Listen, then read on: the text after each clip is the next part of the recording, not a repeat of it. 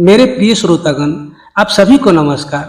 दोस्तों, मैं रंजीत रोशन आज आप लोगों के लिए एक कहानी लेकर आया हूँ कि भगवान श्री कृष्ण के माता पिता देवकी और वासुदेव जी का मृत्यु कैसे हुआ था, उन दोनों का अंत कैसे हुआ था। इस कहानी में आगे बढ़ने से पहले मैं आप लोगों से एक विनती करना चाहता हूँ। यदि आप लोग हमारे इस चैनल पर पहली बार इस कहानी को सुन रहे हैं तो इस चैनल को सब्सक्राइब जरूर कीजिएगा, ताकि मेरे जितने भी कहानी के वीडियो इस चैनल पर आए आप लोगों को आसानी से सुनने को मिल जाए। तो दोस्तों, ज्यादा देर ना करते हुए मैं उस कहानी की ओर चलता हूँ। एक समय की बात है, जब महाभारत का युद्ध समाप्त हो गया था, तब माता गांधारी अपने पुत्रों के मरने पर विलाप कर रही थी।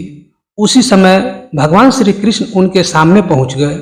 जब माता गांधारी भगवान श्री कृष्ण को देखी तो वह उन पर बहुत ही क्रोधित हुई और बोली, हे माधव, यदि आप चाहते तो यह महाभारत का युद्ध नहीं होता, इतने लोग मारे नहीं जाते, लेकिन आपने ऐसा नहीं किया।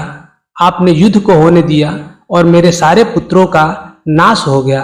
इसलिए मैं आपको श्राप देती हूँ कि जिस तरह मेरे कुल का नाश हुआ है, उसी तरह आपके भी कुल का नाश हो जाएगा। जब यह श्राप भगवान श्री कृष्ण को मिला तो वह माता गांधारी से बोले, हे माता, आपका यह कथन सत्य होगा। और दोस्तों, कुछ वर्ष के बाद ऐसा ही हुआ।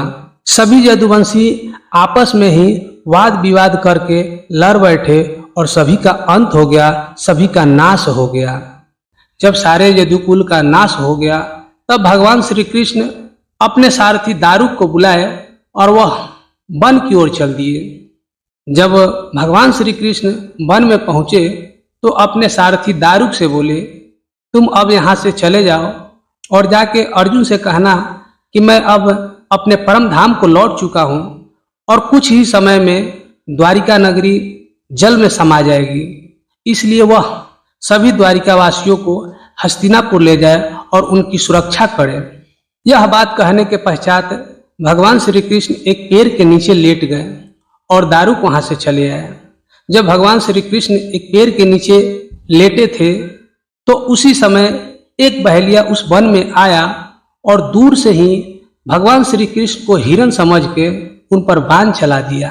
जब वह बाण चलाया तो वह बाण भगवान श्री कृष्ण के तलवे में आकर लग गया और उसी से भगवान श्री कृष्ण की मृत्यु हो गई। वह अपने परम धाम को चले गए।